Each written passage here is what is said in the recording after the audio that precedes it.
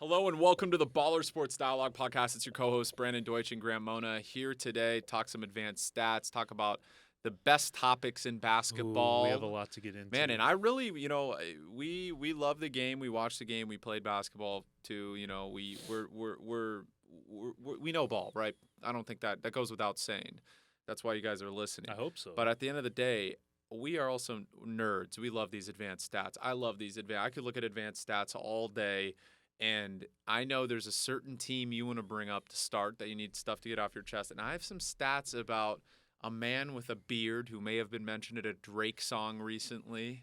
Who could that be? Who could that be? But I'll let you start off before I bring up the stats on our boy. Yeah, I have so much just to get off my chest, and I think I'm going to speak for a lot of Clipper fans right now. I may just go on for like 3 to 5 minutes because I literally wrote a list of things that I wanted to talk about. So the Clippers lost to a Nikola Jokic-less, Jamal Murray-less, Aaron Gordon-less Denver Nuggets team at Crypto.com Arena. Everyone was healthy for the Clippers. They lost. Reggie Jackson had 35 points and 13 assists. DeAndre Jordan had, 23 and 12, somewhere around there. First of all, this James Harden trade is a fail. It is a complete fail. And I know we talked about how it could work if they benched Russell Westbrook, which they have at this point, and he's looked actually like one of their best players, Russell Westbrook off the bench, right? The trade as a whole is a fail. They traded away two guys that are thriving in Philadelphia right now. They brought in a guy that so far has not lived up to the hype. He has not been anywhere near the level that he was last year with Philadelphia. I know that there's a lot of questions about his in-game shape, and he has to work himself into shape. It's been about a month already since they traded for him, and I have not seen any progress with him. Actually, I've seen a decline with him. The fit isn't there. I know you could say that the on-off ratings, yes, they have a pretty good on-off rating and lineup rating offensively and defensively with Harden in that lineup with Terrence Mann. And Terrence Mann has been an excellent defender. But as a whole, it's disjointed. It doesn't work. And I don't think it's going to work. That's number one. Number two, Russell Westbrook, as much hate as he gets, he has the most energy and the most heart on that Clippers team. And for a team that has stars such as Paul George, Kawhi Leonard, and I guess you could call James Harden a star at this point, that is unacceptable. And I love Russell Westbrook now as a fan of the Clippers and somebody that follows them all the time.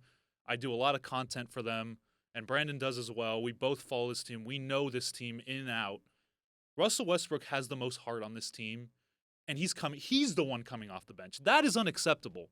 James Harden should have been the one that came off the bench. Before James Harden got to the Clippers, that starting lineup with Russell Westbrook in that starting lineup was one of the best starting lineups in the league, plus minus.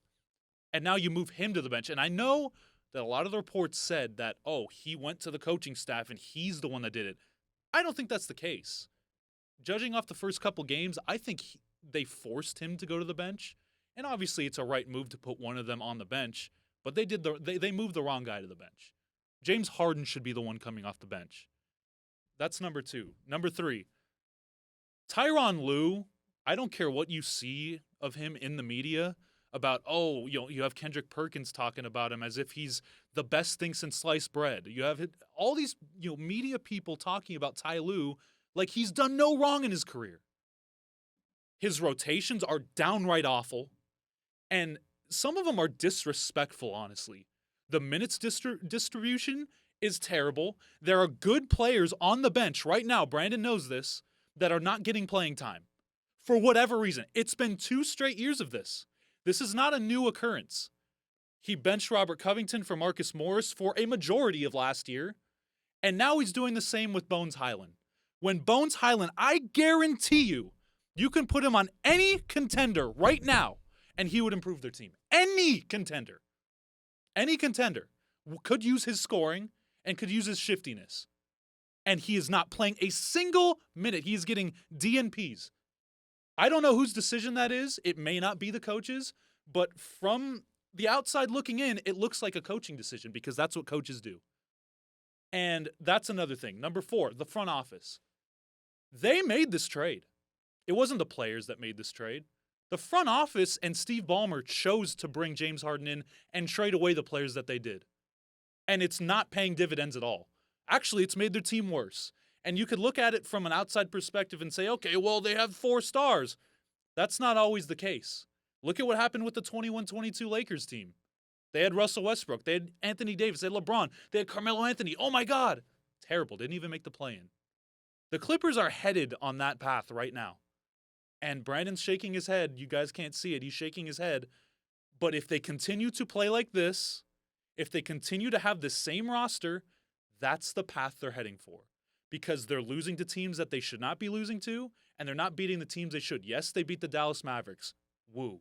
Congrats. Number 5. I feel really bad for the fans that have been a longtime Clipper fans. I really do. Because in 2019 and 2020, when they brought in Paul George and Kawhi Leonard, there were promises made that they should bring a title to Los Angeles for the Clippers. And this far, it has been a disaster. This era has been a fail. It's been an F. They traded away a corner piece, SGA, to the Thunder, along with who knows how many picks, a bag full of draft picks, in which the Thunder have done pretty well with some of those draft picks already. Jalen Williams. The fans deserve better. Clipper fans deserve better than this. They deserve better effort than what we saw against the Denver Nuggets. I don't think the players are really in tune with how Clipper fans feel and with how what Clipper fans have dealt with. I mean, I know some fans that I talked to at some of these games that have been fans since the 90s. And in the 90s, it was way worse than this. Worse than this, miserable-wise. In the 2000s, even worse. Okay, you had 2006 when they were pretty good. Early 2000s, you had Blake Griffin. That's when they started to gain momentum. But ever since then, there hasn't been success. 2021 was the biggest success, and all they did was make the conference finals. They didn't even get to the finals. This is a team that should have won at least one title by now. And by all accounts, it looks like they're not even going to be a contender at all if they continue playing like this. It is just downright disrespectful to Clipper fans. And I don't think the front office or the coaching staff or the players have any grasp on how much it hurts longtime Clipper fans who pay money to pay season tickets, who go and support them, buy their merch, buy their jerseys, whatever it may be, talk about them on podcasts. I don't think they truly understand. And I think that's one of the big reasons why they're not doing well right now. The front office is out of touch. The coaching staff is out of touch with the front office, and the players and the coaching staff and the front office aren't seeing the same way. Cook. There we go. Cook. I mean, I couldn't have said it any better. I think one thing we have to look at is accountability. I'm sure Lawrence Frank is a nice guy. I know Jerry West is smart. And I'm not attacking anybody's personal character. No, I'm not attacking anybody how good of a family person they are. I'm talking basketball. But I think there's a sense of pride within that organization that they don't want to admit that they have to make changes. They want to live in a fantasy that they're going to continue to contend for championships when realistically they've run this roster into the ground. They have no 4 who can really play basketball. They have no 5 who's really impactful at winning. No offense to Zubac. I mean, he has his moments defensively and sometimes offensively, but I mean, he's not Brook Lopez. He's not, close to a defensive player of the year and can really impact the game defensively. It's not even Jackson Hayes, and Jackson Hayes doesn't even play much for the Lakers, but when he plays, he's impactful. And he gives energy and heart, and he's hustling up and down the court every game. Exactly. And the Lakers have their own issues, and we'll get into them too. But, I mean, I think it's flat out disrespectful to the fans. I think you hit it right on the money. I'm not a Clipper fan, but, I mean, to see this, and no one wanted James Harden from the Clippers fan. Nobody wanted him. The front office wanted to really blind people from their failure with, no offense, this is just a fact, blind people from their failure with the Kawhi Leonard, Paul George era and try and bring in a new star to get people excited because there were consistent chokes in the playoffs that no one wants to really talk about. But think about the 1 year they actually almost won a championship. The 1 year they almost won a championship. Who'd they have? No Kawhi Leonard. They had Paul George and a bunch of dogs, a bunch of Yes. role players, a bunch of winning basketball players. And who did they trade for James Harden? Guys that were there on that team helping you freaking win. Nick Batum, underrated. Robert Covington leads the league in deflections, underrated. One of the best perimeter defenders in the league, can shoot threes at a 35% clip and above, underrated. Okay? Marcus Morris. No, of course not. He cooked the Lakers, but he though. cooked the Lakers, which is the kiss of death on their season. If he cooks you, you're donezo. No. Oh, okay. But I mean, BJ Boston did cook the Celtics, and they went to the finals. So, by the way, another guy. What do you do? Trade him if you? I mean, that's just you're ruining his career. He needs minutes, okay? But Bones Highland too. I wanted to bring this up because I've been adamant about Bones Highland. I have watched tape. If you watch basketball, say what you want about him defensively.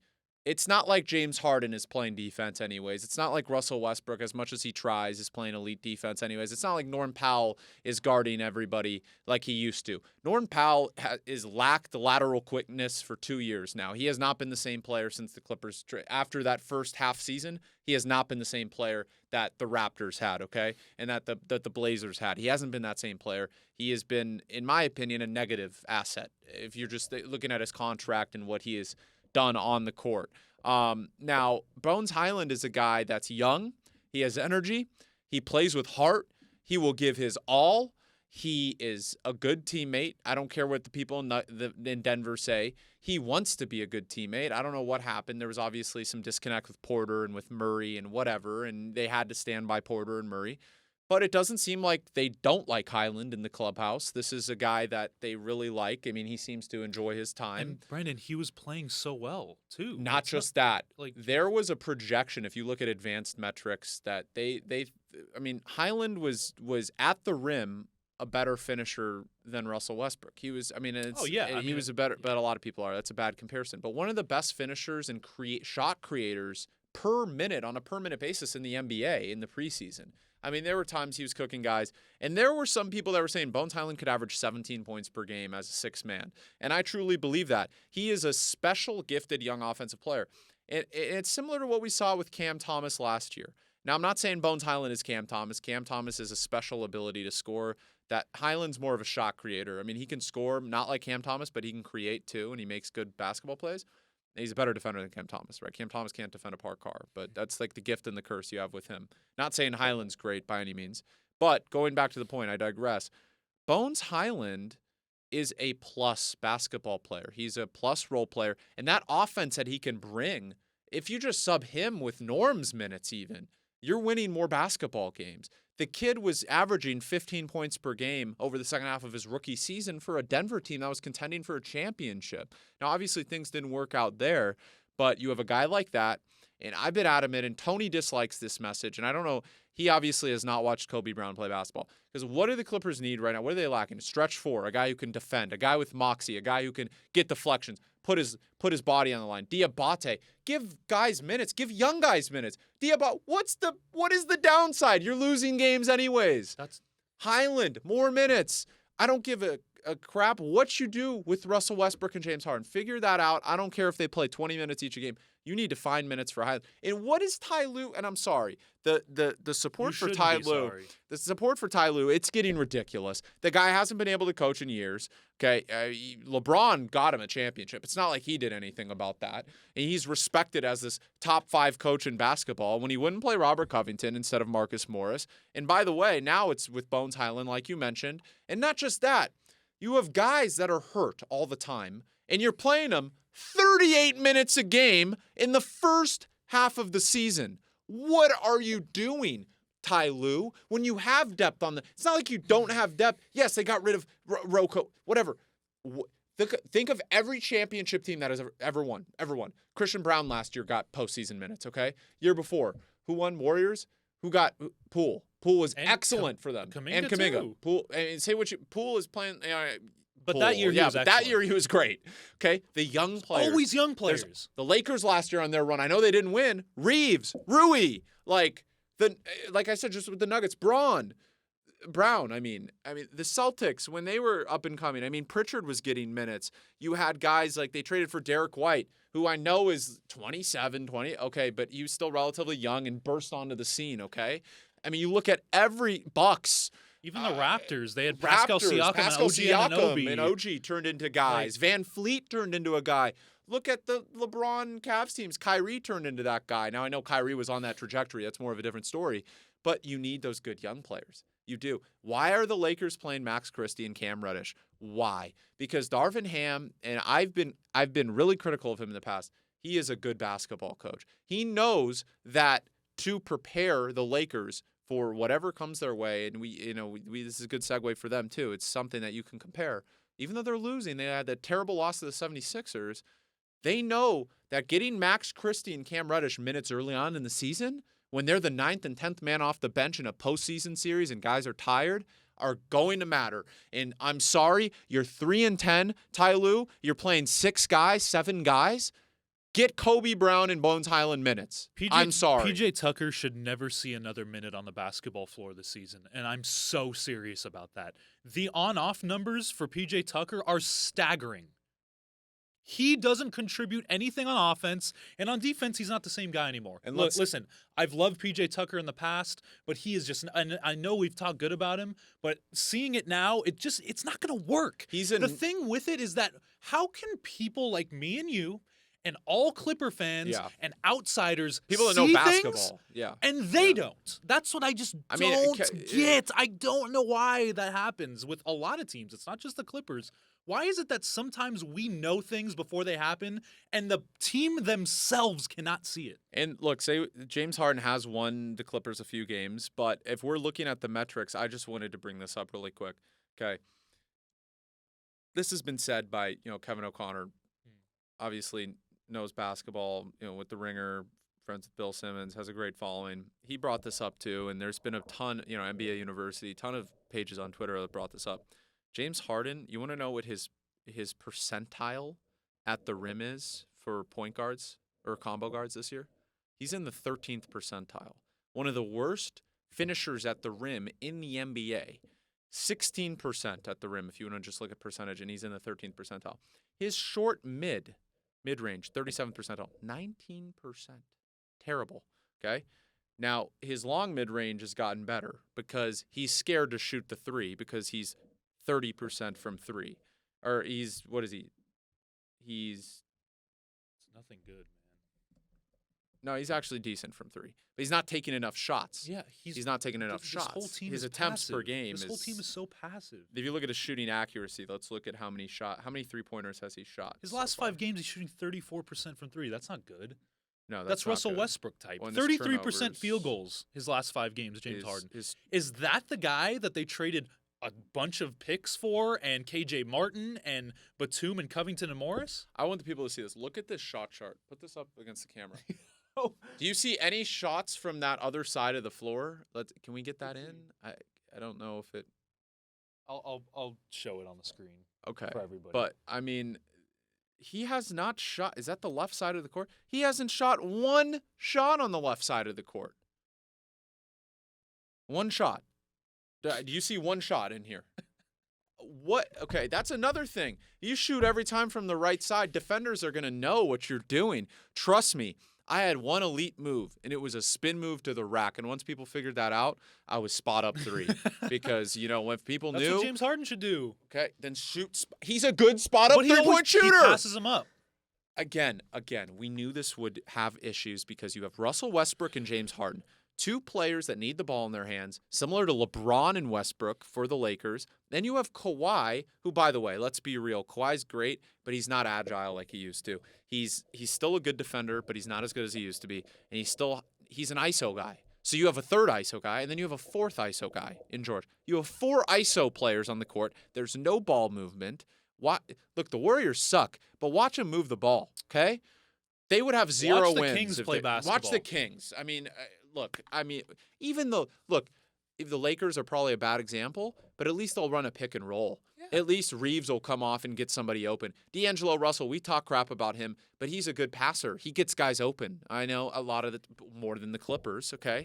That's a low bar, but if you're just looking at, he can't finish at the rim. I'm sure PJ Tucker is one of the more inefficient. You want me to look at his offensive overview? My God, this is bad. Just the fact that he's that he's getting minutes over Kobe Brown is It's remarkable how out of touch that team is. I've never. I mean, PJ Tucker's what 38. He's a great career, but he's not the same he's player. had a great career. I'm not disrespecting his career. I'm saying right now. No, as a for player. sure. But look at this. I'm sorry. This is embarrassing. He's in the second percentile, the worst in the NBA, with his points per 100 shot attempts. 93.3 points per 100 shot attempts. And like that's anytime it's less than 100. I mean, because that's basically right. If you're shooting only twos, maybe he's shooting threes, right? So But here's the thing: even if you could say this is what people are going to say. Oh, he's only in there for defense. He's not even a good defender anymore. And he's tiny.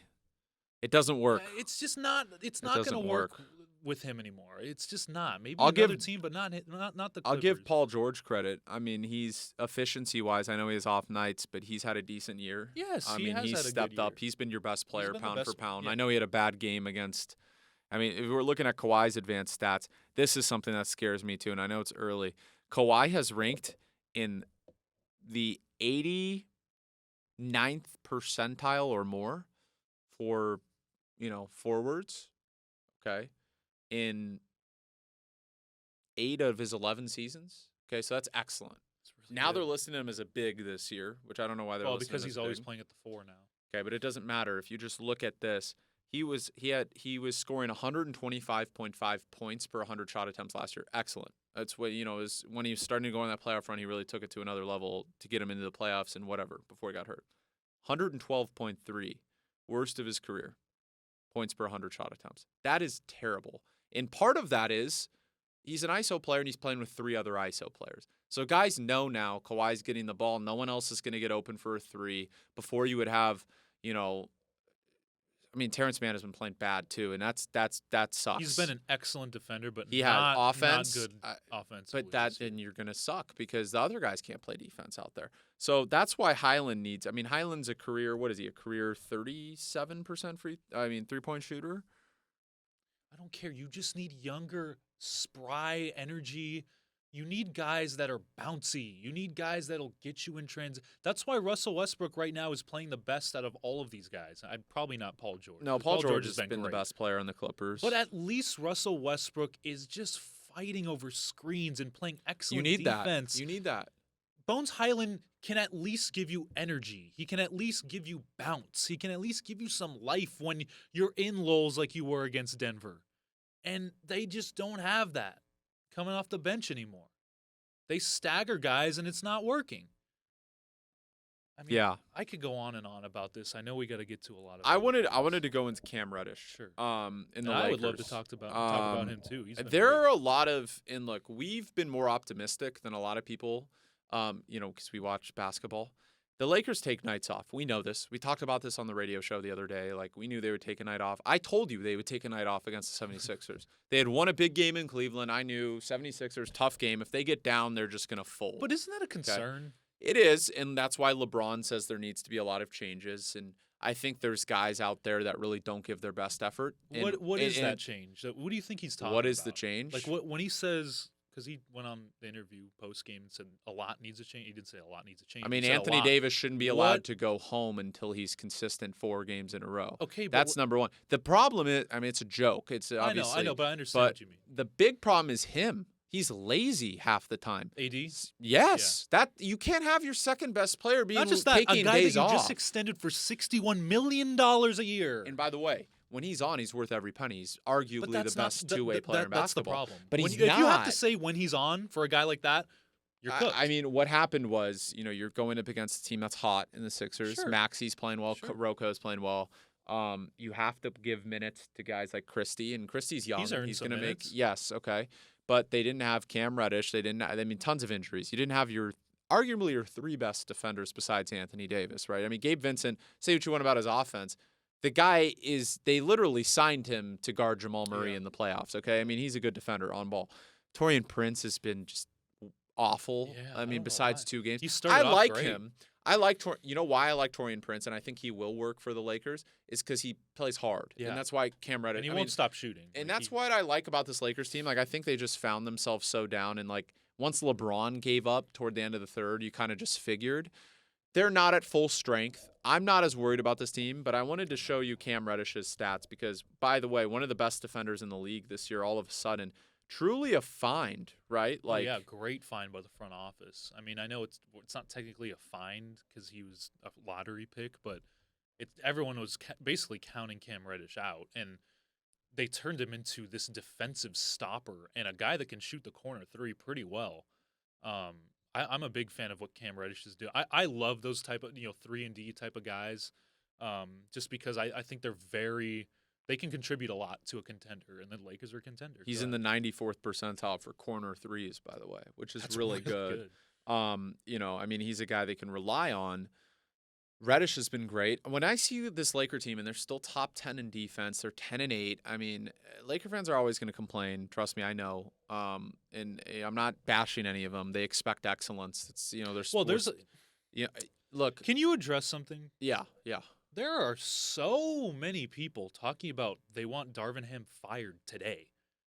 What is that like a common thing with Laker fans, or is that just like what is the gist behind that? Ham. There's been a lot of injuries, and they're not horrible. I like Frank Vogel, but Darvin Ham has been their best coach for the last 10, 15 years. He's not. He got them to the Western Conference Finals in his rookie season as a coach. And trust me, I was always skeptical, but when the Lakers really need to make adjustments, I mean, he's not on the court playing basketball. I mean, you can only do so much. I mean, when it's different when you're handling rotations like Ty Lue and you're not playing guys and that's leading to losses. He's giving guys chances. I mean, the minutes, he even gave Hood Schifino minutes, which was a mistake because, we always knew that was a bad pick. And look at Jaquez, the guy we wanted them to draft. He's balling out. Or Whitmore, but Jaquez has been balling, right? But Reddish has been good. They're still top 10 in defensive rating, okay? Mm-hmm. That's how they're going to win a championship if they want to win. And yes, they're far away. I'd rather be far away now than far away in April, okay? And there's changes they're going to make. D'Angelo Russell will be traded at some point, okay? This is not like they literally signed him to be traded. You were right, and the more I watch it, I like the way he's playing some games, but he's a net negative when it comes to a big series. You need someone like Brogdon, like you were saying, 17 points per game, plays good defense, plays hard, or Caruso. You need guys that can really fit the mold, which is why Levine makes no sense to me. Explain that one, because a lot of Laker fans seem to like Levine going to the Lakers would lessen their chances of winning a championship. Really? Why do you think that? You'd have to give up Rui or Reeves, one of the two, right? Like that's just common knowledge. I'd already be out because Rui is, we love Rui and then we love Reeves. Mm-hmm. Reeves is a winning basketball player. He provides moxie, grit, not the greatest defender, but he tries.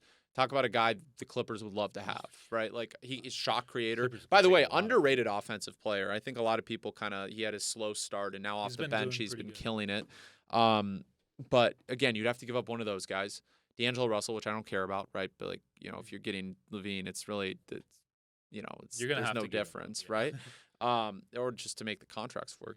Max Christie in a first, I'm not doing that. I'm not giving up Reeves or Rui. I would do to appease Laker fans, see if it works. You could do D'Angelo Russell and Max Christie in a first rounder for him and Caruso, and they would say no. Yeah, but that's what I would. I would want Caruso in that deal. If we're getting Levine, cool, whatever. Have him come in and score.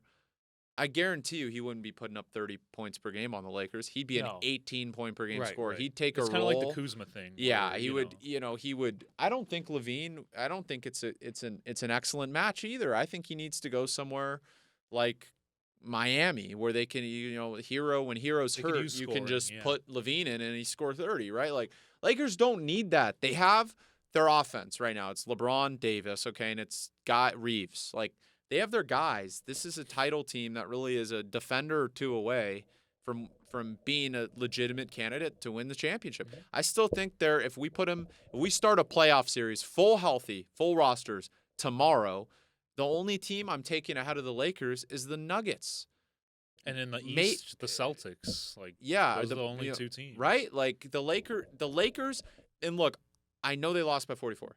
When they desperately need a win, when it's like you'll see against Detroit, the in-season tournament, or the in-season tournament, they step up. Yeah. I mean, say what you want. I know, people are like, oh, the Mavericks game, they went on a 26 to 6 run or whatever to come back and give themselves a chance to win. I know LeBron choked in that game, but just to do that, past Laker teams that were not doing that. This is a team with moxie. This is a team most of the time. Now I know the 44-point loss. If that happens more consistently, then we can have a conversation about it. I truly expect them to, every time they take a tiny step back, they take 2 steps forward, and it kind of averages out. I think they're in a good position right now. I really like this Laker team. Can I ask you about a team that we both have loved over the past couple years that is just doing fantastic right now? The Orlando Magic. They are 12-5. They're sitting in the 2nd seed. They have the 2nd rated defense. Oh, yeah. Wow, I didn't expect that. Oh, yeah. What do you got to say on the Magic? Because I love them. I've loved them for 2 years, I think, and you have too. They're finally coming into their own. Well, I can guarantee you Boncaro is more leading, efficient from the floor. Correct? I mean, he's leading in every category: assists, rebounds, He's points. still not efficient in his PSA, but I don't think they need him to. Averaging 20 a game. Yeah, but 113 PSA, better than 105 last year. He is taking a leap. His assist percentage is higher. His assist usage, his turnover percentage is fine. Yeah. Like, it's not terrible. I'll say this. This is an encapsulation, or whatever you want to call it. It comes to fruition when you put 10 really good basketball players on the same team that play with grit, that play with moxie. Jalen Suggs, I cannot say enough about Jalen Suggs. Now, say what you want about bust this. He doesn't give a shit what you say. The guy comes in and he gives his freaking all, and I would give anything for a player like that, okay? That is the type of guy I want on my team. We go to battle together. I want Jalen Suggs. I want a guy who's going to go up against Nikola Jokic, tap that ball out of his freaking hand, and make plays. He's not afraid to take the last shot either. And he's the 10th best player on the team, or like the 8th best player on the team. And he has the confidence to be like, give me that dang ball. Remember against the Lakers, he almost made that shot? And I'm like, that's their 8th or 9th guy. This is a team filled with really good players. They don't have that superstar yet, and maybe they'll trade for one, but I don't think they need to. They are in a perfect position in the driver's seat, Grant. They play defense, they play hard, and they win big games. This is what you want from a team that's realistically 2 years away from winning a championship. This is a perfect scenario for them right now. Yeah, and I was going to say, coming out of Gonzaga, I was very low on Jalen Suggs. I was one of the ones that said, he's not going to amount to anything. I was completely wrong.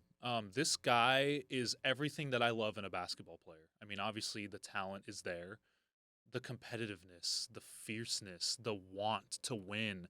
I mean, after he missed that shot against the Lakers, he was literally crying into his jersey for a game that was like, the 5th, 6th game of the season. People are clowning him a little bit, I love to see that from a guy that young and a guy that's wanting to win. Any team would love to have a guy like that. And I love the way he's been playing. I mean, I know he's not up to the par of what he was drafted as yet, but to see a guy that cares that much on a team that's trying to win is just, it's excellent. They have guys like Paulo Banchero, who's averaging around 20 points per game. He's looking like he could be that star that they maybe could acquire. He could just be that guy. They have Franz Wagner, who has been good for a couple years now. If you haven't known about Franz Wagner, now's the time to start knowing about him. Even his brother, Mo Wagner, is averaging 12.5 per game. They have guys like Cole Anthony, Markelle Fultz, who I've loved for a long time. He's a guy that they have a lot of depth. They brought in a guy like Joe Ingles to kind of supplement, be that connector, be that veteran piece.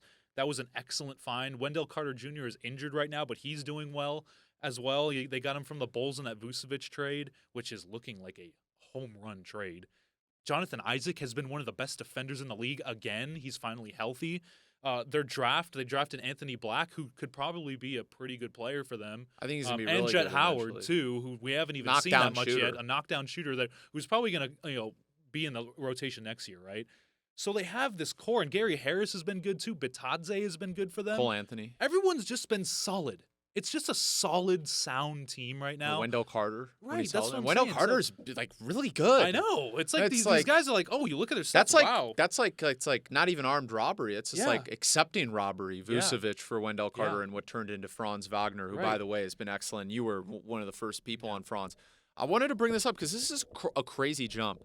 They're first in turnover percentage, meaning like they forced the most turnovers in the NBA.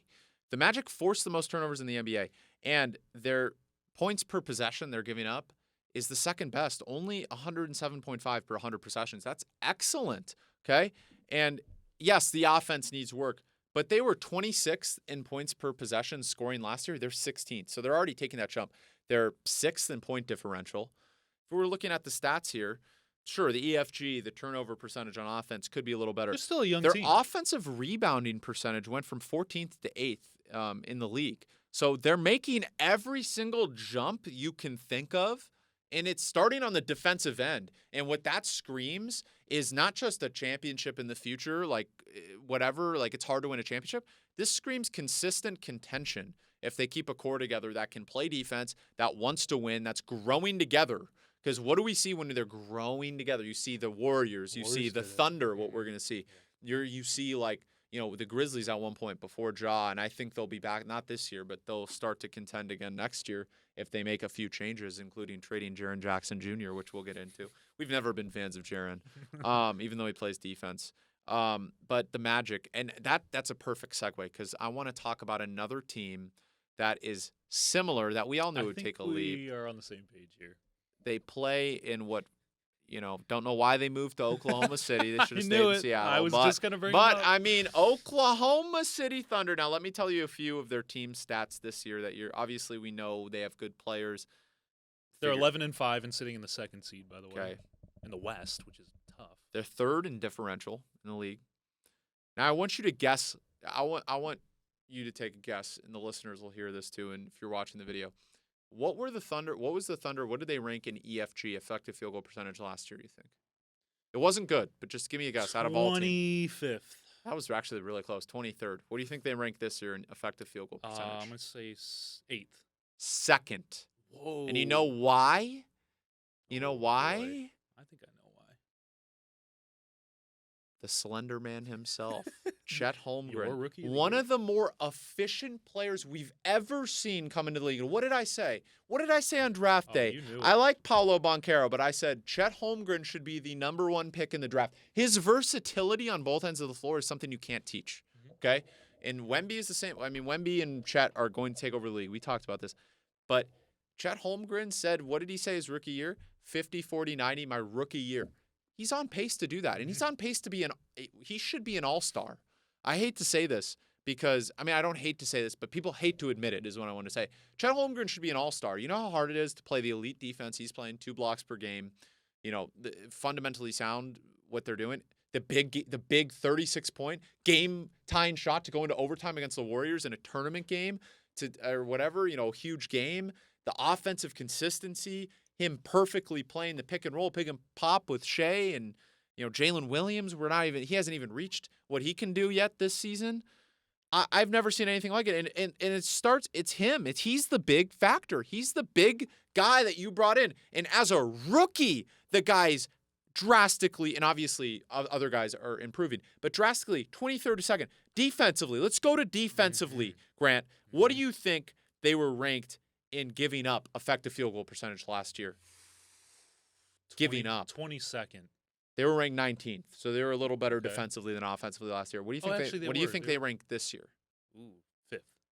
Third. So they're second in offensive effective field goal percentage, and they have the third best they're limiting other teams. Because I remember last year they had the 12th defensive rating in the league. They were okay. They were 14th. Yeah, 15th. they were okay. Yeah, they were good. They were finally getting a little bit together. Chet Holmgren's the missing piece, obviously.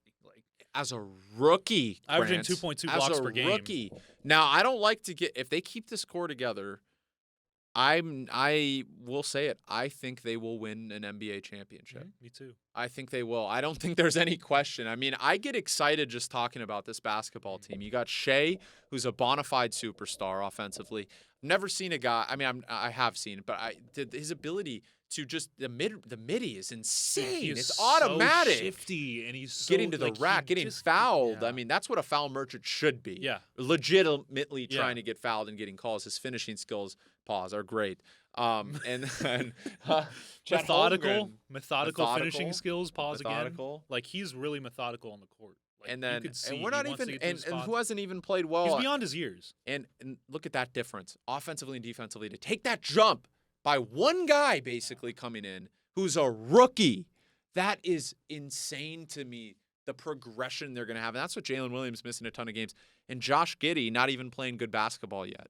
And, obviously that situation is there'll be more investigations, not looking great for him, but I don't to be perfectly honest with what I've seen from all of the information, I doubt he'll be suspended. Yeah. I doubt. So, at some point he'll play better basketball too. And he's been playing like crap this year, and they're Isaiah still Joe good. has been excellent. Kason Wallace. Great draft pick. What did we say at the time? What did I said before the draft? We both said it. We watched the tape at Kentucky, Kason Wallace. This guy is a dog defensively, lockdown defender, can shoot the three, and guess what he is? A team basketball player. Connector. Never asks for the connector. ball. He's like a Dyson Daniels is another guy that I think is very similar to him. That is really helping the Pelicans, and they're going to have to give him minutes even when McCollum comes back. Jordan Hawkins too. Connector, like a guy that just does everything right, like an For a Austin team that Reeves, kinda needed or, that, right? like a discount Austin Reeves at Yeah. this point in their career, a Josh Hart, like a Yeah. Every Every contending team Bruce needs that. Brown, like a guy that just does all those little things. They have tons of those guys. And it's a culture thing. The culture they've created. This is a team that's going to be dangerous this year. They might win a playoff series this year. They're definitely getting into the playoffs, not just playing. They might win one. They're obviously a few years away from winning a championship. But again, this is a team that's could possibly become a dynasty if they keep going on this. Like, Presti, don't do it again. Keep them intact. Don't cheap out. no like you did Carl with Anthony Towns either. No, don't cheap out like you did with Harden. Just keep everyone together this time. I hope you learned from your lessons. Another team, can we talk about one more team? Yeah. Or actually a few more. Yeah. The Sacramento Kings, because the Kings, they play great basketball. A lot of people wrote them off after last year. I They did said, this "Oh, year. It's a flash in the pan. That's it." You're gonna With hate De'Aaron me. Fox, I know what you're going to say. You're probably not going to agree with me. With De'Aaron Fox and Sabonis in that lineup, and I don't really like Sabonis in the playoffs. He gets killed. Great regular time. season player. Great regular like season Harden. player. Yeah, well, not this year. anymore, but De'Aaron Fox is electric, dude. Like, he's Oh, yeah. so good. 30 points per game. Is he a superstar now? Yes, yeah, for sure. Bonafide. Top Like, 10 player. Yeah, I don't know, fringe top 10 player. Who do you rank in the top 10 right now? Oh my God, that's so tough to do. Obviously Jokic. 1. I like Giannis. 2. 2. Okay. Embiid. I like the centers, top 3. Okay. Tatum, 4. Okay. I hate to do like rankings. Can I just like say? Say the 10. Now, you don't have to put them in I a still row. I think LeBron's top 5. I think he's a number 5 player. I couldn't agree more. I Luka? mean, yeah. I Shea. know I'm gonna miss. Yeah, Shea. I'm gonna Book. miss some people. Book's top 10 No, now. Booker's Book easily Book top is 10. Book is scoring at a rate Booker's like such a good basketball player. Durant. Maybe. I think there's guys that are passing him. I feel like I'm missing. And then when Ja comes back, it's like people forget how good Ja is. Like, I don't think people realize that his team is gonna suck, but like Ja is like a Dame, I can't put in the top 10. I'll Donovan tell you. Mitchell, I I'll tell you can't right put in now. the top 10. If I want a guy to go help win me a title this year, you're gonna hate this take. This is a crazy take. Please don't say Julius Randle.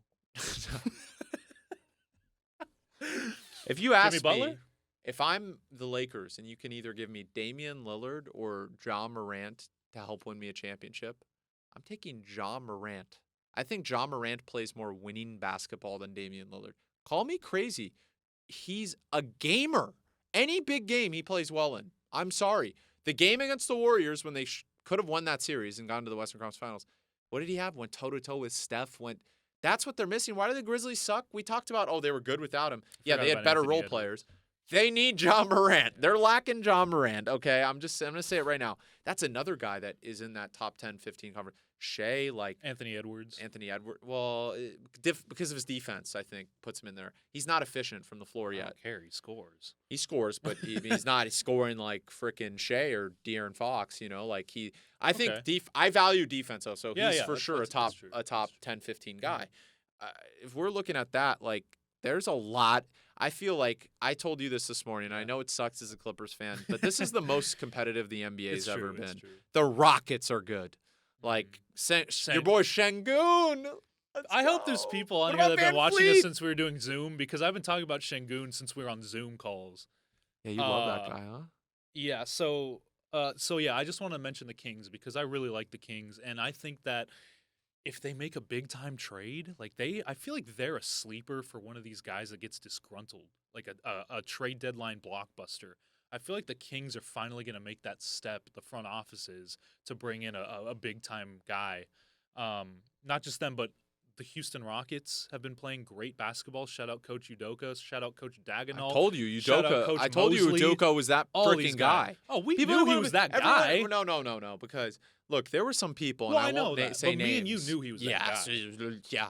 I Look guarantee what you. he did. Look, guarantee you, the Celtics would have wanted him Yeah. as their coach Yeah. last year. They would have beaten the Heat Yeah. in 5 games Yeah. or 6 games. I don't care. Yeah. They would have found a way to beat him in 5 or 6 games. I'm sorry. He's an excellent basketball coach. I don't care what people say. He's an excellent basketball coach. Okay. Yeah, and Go look, ahead. I was going to mention stuff about the Houston Rockets. Alperen Şengün has been fantastic. Coach Udoka has those guys playing some great defense. They slipped up a little bit in LA when they came on the West Coast trip, but after that, they've been decent. This is a team that's going to be still a work in progress, and I obviously see why they didn't want to bring in James Harden and pay him. That was one of the best decisions they've made. Jalen Green has been off at times, but has been What about really Van good Fleet? at times. Van Fleet has been something. Me and him, we were wrong about the Rockets. We didn't really agree with some of the signings. The signings have been pretty good. Van Fleet's been good. Eamon Thompson's coming back from an ankle injury. Jock Landale's been okay for them. So they've kind of pieced it together in a way that I did not see them doing it. And Brooks I has love been to see good. it. I love to see young teams compete right And now. Brooks has Dylan been Brooks good. has been great. He's been such a good player for them, and we kind of wrote him off just because of the antics and all that stuff and what the Grizzlies said, but that Rockets team has been pretty good so far. And the Suns, I just kind of want to mention a few teams. The Suns they're on a 7-game winning streak right now. They've kind of gotten it together. Bradley Beal's still out for a couple more weeks, but Devin Booker has been excellent as that de facto point guard. Kevin Durant has been otherworldly. Some of the role players that they signed have stepped up. You a think little Book? bit too. I'm gonna tell you right now. Book is an MVP candidate. Oh, for sure. I think he's top 5 right now. For sure. I mean, the assists, taking his game to another level that we didn't even think he could do. 9 assists per game he's averaging. 9. He's playing point guard. 30 points per game, 9 assists. Efficient as heck. Now, he might be one of the most efficient players we've seen in recent memory. He's kind of playing like he did in the playoffs last year, which is scary for the league. He is. I mean, all he's got to do is stay healthy. 128 points per 100 shot attempts is insane. PSA, that's 94th percentile. 100th percentile in assist percentage. Like, just automatically getting guys open. One of the lowest turnover percentages of his career while doing so. I mean, the guy and his defense has been better. Yeah. Believe it or not. And look, shout out Tony here, but actually, I'm going to shout him out, not shout him out. I strongly believe Ayton is a better player than Nurkic. I think they should have kept DeAndre Ayton. I don't care about that's a joke mostly. Ayton helped the Blazers win a basketball game a few days ago. Really big game. Now Grant was there, not you, but Jeremy Grant, other fellow Grant. I wish I was there. That'd be cool. That would be cool. Jeremy Grant was there, and he did 34 points, whatever. But Ayton had 22 and 13, dude. I mean, his defense has been better, okay? It hasn't been bad. I know Nurkic makes less money, and you did it because, okay, you take Grayson Allen. I think, call me crazy. I know he had problems there. I think DeAndre Ayton would have flourished on this Suns team. I think he would have flourished with Book in the pick and roll. I think he would have flourished with wide open shots with Beal when he comes back and Durant being there and Booker. Are you kidding me? I think the team would have been better if they had just kept DeAndre Ayton. And I don't think Grayson Allen, as good as he's played so far this year, I don't think he significantly makes you better with Nurkic on that team. Nurkic is always hurt. Lock it in. Now, I know there's been questions about Ayton's lazy, Ayton's this. I think he just wanted a new coach. Him and Monty were I don't think you could say, the locker room, that Book comment. But, Booker, that's it. I feel like that's a compliment. People say it's an insult. I want to see him. I like my boy Ayton. I want to see, and they were all doing stuff as a team together. We won't talk about. But they liked him. Say what he was involved in that stuff. So, shout out Ayton. But Grant's laughing because he knows what I'm talking about. You know. But it's not like they hated him in the locker room. It was a Monty versus Ayton problem. Okay, and I just want to tell Tony right now. If they had DeAndre Ayton, perhaps I'd put them over the Lakers right now. That's how much I think. I don't think he's significantly, changes the game from what they have now. But I think they'd be better. Do you agree with Ayton in having another role player or something than just Grayson Allen? Because now Okogie is getting mixed up, and he's not playing as well with Allen out there. And, Watanabe doesn't get enough minutes. And Eric Gordon. Well, Eric Gordon is going to choke. I mean, he's not a good he's just not a good basketball player anymore. I don't care how good he's playing. I've seen him in big moments. Oh, no, trust me. Listen. I've seen him in big moments. I don't need to say anything else.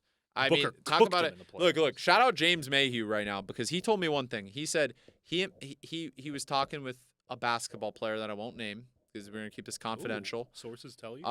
Yeah. And they were saying now this is what he told me. Okay, James Mayhew, Athletic Gains, NBA trainer, great trainer. Legend. This is our boy. Except he's an Eagles fan. I don't care. Shout out Athletic Gains. That's my guy. Not shout out the Eagles though. It must be nice being an Eagles fan. But again, he said. He pointed this out to me. He was talking with an NBA player. You guys are going to hear this. I'm making this out to be like a big thing. Come on. The people. Eric Gordon might be the losingest basketball, if that's even a word. I like that word. The losingest basketball player in the history of the game. Every single team he's been on, they've been. Wait, James terrible. told you that? He didn't need to go inside sources for that. Him and a basketball player were. So it's NBA players know that this guy does not provide winning basketball. So a basketball player told him that's he's the he's literally anti Christian Brown, anti Bruce Brown, anti Austin Reeves, anti Josh Hart.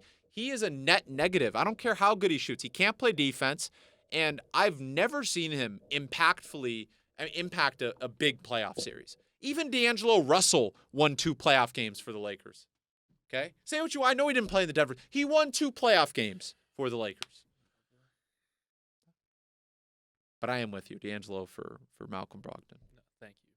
I'm with Thank you. But I did want to say Book, top 5 MVP candidate. For sure. Top 5 MVP candidate.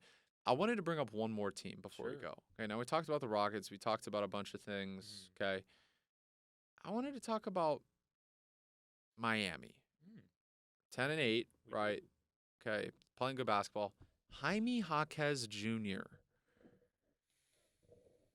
We knew it. We're gonna say it again. Moxie, grit. Footwork, winning basketball player. Everyone's like, oh, he's slow. Plays winning basketball. I don't care. Who cares? And you could see he models his game after Larry Jimmy Bird Butler. was slow. Larry Bird killed guys. Yeah. He was a killer. Luka is slow. Yeah. I saw him live the other day. He's slow, but he does his thing. Yeah, Jaime Great footwork. What a steal of a pick. Well, if we called it out, the Lakers could have had him. I can't tell you how mad I was about the Jalen Hood-Schifino draft pick. You know what? You want to see my pre-draft rankings? Let's look at this article. Please. Let me look at this Sporting Tribune article I wrote before the draft, before the Lakers drafted. I'm going to show you this. Now, it won't let me log in right now. I don't know why. Probably because I haven't written an article for Tribune in a long time. Okay, but look it up for me. Go on my thing. Jalen Hood-Schifino was my 28th ranked prospect. 28th. They drafted him 17th. And this is what I said. I said he has the ability to be good and an impact. He was my least favorite player in that draft class for a first round that everyone had. Mock draft? Yeah, mock draft. Look at my last one from June. Sure. Bring it up. Because what did I say about him? Lottery, NBA mock draft. Yes. Where did I have Hood-Schifino? Let's see what we got. It might be on the big board article instead. He might not even be a first rounder there. Let's look.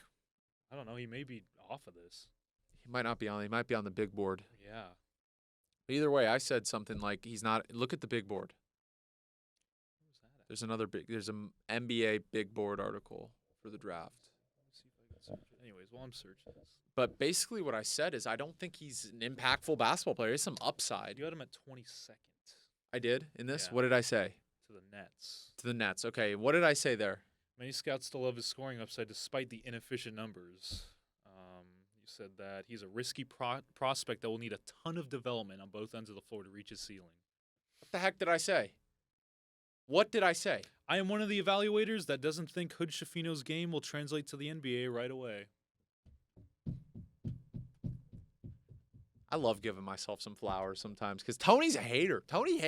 People love to And hate people greatness. don't even like. Some people watching this are like, "Who's Tony?" Tony is one of Tony's our our guy, friends. and we love argue all the Tony. We time. love him, and Tony. he knows basketball head to toe.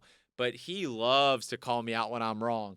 But never does he call me out when I'm right. And that's the story of life. I guarantee every comment we've ever gotten on Fantasy Files or Baller Sports Dog, they never say, "Oh, you guys are so right." It's, "Oh, when the one time or two times we're wrong. Oh, you guys suck." That's life. That's the way life goes. Now it's Not gonna be right all the time. That's a people. top, and that's a top. I love that. Keep it coming, my friend. I know, actually, Pause. Big time pause. Pause. My fault there. But was I right on that? I mean, I think Hood Schifino still has upside. I'll be real with you, but I don't think he was the right draft pick for At the 19? Lakers. 17. Even For the worse. Lakers, who are trying to compete for a championship, you take a 19-year-old kid who need tons of development to succeed, and you take Hood Schifino. Jaime Jaquez was available. Cam Whitmore, I would have loved more than that. And Cam Whitmore's not even getting minutes on the Rockets. I would have loved Cam Whitmore more than that, okay? Jaime Jaquez was the guy we were talking about pre-draft, like UCLA legend. Yeah. Really did everything he could to What turn is that he? team. Just what we were saying about Case and Wallace. Connector. Glue Does guy. everything. And what do the Lakers need? What are the guys they need? They want Alex Caruso back. They want a guy who can have some secondary scoring, some defense, some moxie, some grit. A guy who grew up a Kobe fan, a Laker fan. Camarillo High School, UCLA legend. It made so much sense, and the Lakers did not draft him. Now, the Lakers scouting department is excellent. One of the best in the league. But that was a real mistake that they already are starting to figure out. I mean, Jalen Hood-Schifino came into the game. He threw a pass off somebody's head. I mean, that was the first thing he did. Poor Jackson Hayes, man. He got hit in the I'm head. sorry. Oh my God. I was laughing because I went to your page on the Sporting Tribune, and it's a bunch of Angels articles, and it's just them losing all the time. Nothing will change. It says Mike Trout returns the injured list as Angels get swept. Just like, it feels so bad. Yeah, and I know how you feel. Yeah, exactly. We're the same with the Clippers and Exactly. Angels, right? Exactly. Now but basically, Jaime Jaquez, what a player he is. What a player he is. And also, another thing I wanted to bring up, Golden State. Last thing before we go. Ooh. Golden State slander? I'm here for it. Golden State, they are not going to make the play-in tournament if they continue Although I do like love this. Podziemski. Yeah, they need to play him more. Another guy said the Lakers. What did I say? Podziemski? You had him. Like, Podziemski is a Kennard with some shot creation. Yeah. He could shoot like Kennard, and he's a better passer than Kennard, okay? So I was all in on Kuminga. Yeah. They don't play him enough. Well, Well, they do Kuminga now. is no, they need to play him more. Oh, true. Klay Thompson. Oh in my there. gosh. Can we talk about Klay Thompson. You want your $40 million a year? Go to China, okay? No, because he has not because China's bad. No, because he has I a think we all know what you're brand saying. deal in China. Yeah. He's a brand deal in China. You're popular there. Anta. He was the first Anta guy. Go play in China, okay? You're not getting $40 million in the NBA. One of the more ridiculous. This guy wants $40 million. He is laterally not quick anymore, okay? He can't. He can't shot create. He never can't could, shot create. really. He never he could. was better at it before. Yeah, but- and he never could. I mean, he was excellent. So here's the gist about Klay he Thompson. can't shoot anymore like he used to. He can't play defense as good as he did anymore. What about Wiggins? Wiggins sucks too. Well, Wiggins, there's a lot of. I mean, first of all, can we? I want to talk about At least Klay Wiggins Thompson plays first, and then we'll defense. talk about that. Klay Thompson can't play as good a defense. He used to be an elite defender, isn't anymore. He can't move laterally, can't shot create. So, what is he known for? Being a shooter. He's not shooting well anymore. So, what is he out there for? He shouldn't be in the starting lineup, and a lot of Warriors fans share the same sentiment that I do, but we're just not hearing about it. A lot of Warriors fans want him off the bench, but he is, oh my God, there was a quote that he said the other day where he was just so stubborn. He was calling out Steve Kerr. He was like, he looked like he was throwing a fit. Yeah. Over not wanting to, because somebody called him out and saying, well, there's rumors about you wanting, going to the bench. And he got offended over it. It's not a bad thing. Going to the bench is something that you should applaud. Like, you want to be a guy off the bench that you can count on, a guy that still has it off the bench. I know it's a lot of people talk about going to the bench as a sin, and it's like, it's degrading. It shouldn't be. That's number one. Number two, a lot of things around the Warriors are leaking. Like the thing about Draymond and Poole leaked, the video itself leaked. Now there's reports coming out that the Warriors organization doesn't like the way Wiggins came into the year and he was poorly conditioned and he didn't take his offseason seriously. Those are like what is going on with the Warriors? They don't have tight lips over there. It's like everything leaks about their team. Yeah, it's not good. Draymond I Green think suspended already. I mean, he's coming back. once But once they traded for Paul, I could have told you their season was over. It wasn't going to work. and they had a good start. They were like 4 or 5-1, and then they just And they that's have it. the Kings number. They always beat the Kings. I know, It's yeah, just it sucks. funny, Which but they play I 'em, mean, they're now. beating them right now. Yeah, there you go. Clay's actually 2 out of 4 from the floor. Miracle, right? No, but real talk though. I mean, the Warriors once they traded for So Chris you think Paul, do you think it's a because who are they going to trade? You're not going to trade. I never thought any team was more reliant on a star than the Lakers with LeBron. But my gosh, Steph Curry, I mean, take the load off his back, okay? Like that is just I've never seen anything like a team rely on a player like the Warriors rely on Steph Curry. He is just gassed after the game. He's gassed. I mean, Chris Paul's old. You traded for an old guy. You know, he's been okay. But like when you get but okay's not good enough. When you get into big games, he's gonna choke. Or he's gonna be hurt. Or Scott Foster's gonna be the ref. There's gonna be a multitude of different things. So I'm out on the Warriors. I think right now, if you tell me the 5 best teams in the Western Conference, just if we started a playoff series tomorrow, they're Denver, Lakers, Suns, Thunder, Mavs, Pelicans, Mavericks, Kings, Mavericks. Those are Timberwolves. Timberwolves Holy over the shit. Mavericks. My bad. Those Wolves are the 5 balling. teams. Okay, maybe the Mavericks over the Thunder. We'll put in a 6. The Mavericks. Okay? Wolves are balling. Those are Number the one seed. 6. Those Number are one the seed 6. in the West. Those are the 6. Okay. In the East, give me Philly, give me Boston, give me Milwaukee, give me Miami, and give me the Magic. Those are the 5 teams. And if you want to add in 6, I would honestly take the Pacers upside right now. Ooh, over the Cavs play Cavaliers? defense, but Well, they have- the I lights mean, were too bright for them, bro. The Pacers have a better record than the Cavaliers currently. The lights were too I thought bright for the would- Cavaliers. I know. Well, Lights it were looks like too the lights are bright. too bright now. Regulars. Mitchell is gonna be a Nick by like. No, he's going to be a Nick by He's February. by February. He's That a has to Nick. be. He's a Nick. He You know what? he looks tuned out. It looks like What he's, RJ for RJ? he's and somebody else? expiring, right? The thing is, I think RJ is like they need to make RJ the primary scorer on that team. No, Jalen Brunson. Well, JB. yes, okay, secondary. Yeah. Like Randall Julius is right Randle now the shouldn't be on secondary. team. Don't you think Barrett's the second best scorer on that team besides yeah. Brunson? I like RJ Barrett. What I meant is like primaries. I mean, like the guy. That's what he does. He's a scorer. Yeah. Like create. Yeah. Like Brunson's a shot creator. But they have JB and they have Emmanuel quickly to do that. So I feel like RJ Barrett's kind of Yeah, trying but you can't to keep all of them. True. Well, you could. They have Grimes too. I like Grimes. DiVincenzo's been a good pickup for them. The Knicks are kind of feisty. They're 10-7 at the point that we're doing this. They're the 5th seed. They're tied with Miami for the 4 seed. Or excuse me, they're tied for the 6th seed with Miami. But they're kind of feisty. I like the Knicks. I like what they do. And they could be another team like I mentioned. The Kings, a sleeper for a disgruntled star, maybe Karl Anthony Towns. But right now, the Wolves aren't going to make any moves. They look freaking excellent. I mean, they've gotten it together. Anthony Edwards balling, Cat's balling. So I don't see Karl Anthony Towns being moved unless something catastrophic happens with their team. They take a dive.